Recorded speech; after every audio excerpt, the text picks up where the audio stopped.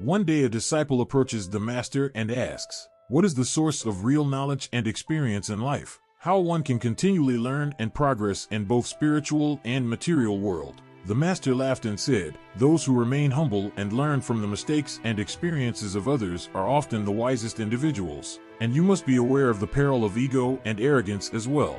Let me tell you a story about this. You will understand what I meant to say.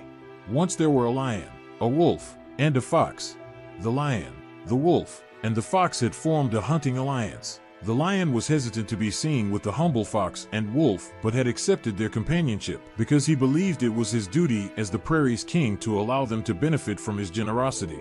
Just as stars receive their light from the sun, the lion felt obligated to be generous to less powerful and less deserving animals.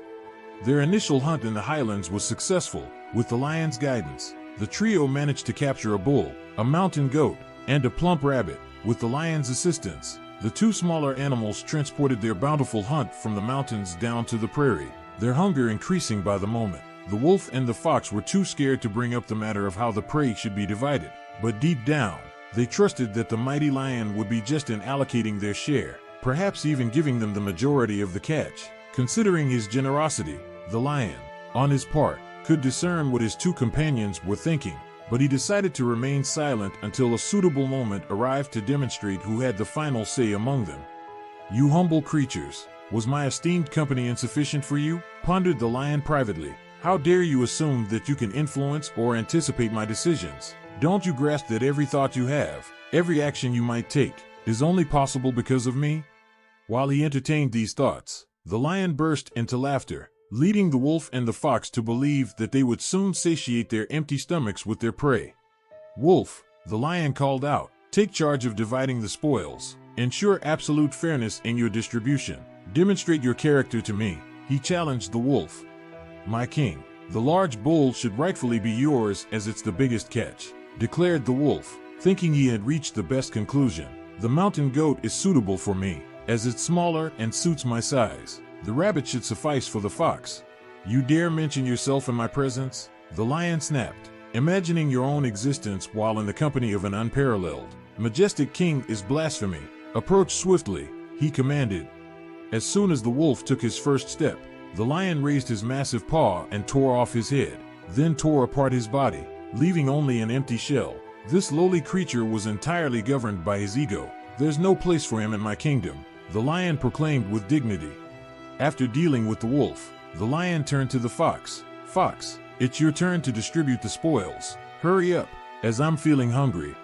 The fox bowed respectfully, suppressing his fear. "Your Honor, this robust bull is intended for your satisfying breakfast," he said with anxious unease. "The mountain goat would be suitable for your lunch, and the rabbit should suffice for your delightful supper." "Where did you learn to distribute the spoils in this manner?" inquired the surprised Lion King. "From observing the wolf's desecrated body, Your Honor." "You are an intelligent fox," the lion conceded. "You have immersed yourself in your love for me, no longer seeing yourself as separate from the object of your affection. Now, you can only see me, while you no longer exist. That's why I will grant you all 3 catches. Take them and depart. I will never harm you. You can have not only the prey but also me. I am yours now." One who learns a lesson by observing his friend's mistakes is truly the wisest. The fox couldn't believe his good fortune, silently expressing gratitude to God that the lion had chosen the wolf to divide the spoils first. Otherwise, it would have been his lifeless body sprawled across the prairie. The story emphasizes the importance of wisdom and humility. It highlights that those who remain humble and learn from the mistakes and experiences of others are often the wisest individuals. In this case, the fox gains wisdom by observing the wolf's error in judgment and then correctly dividing the spoils to please the lion.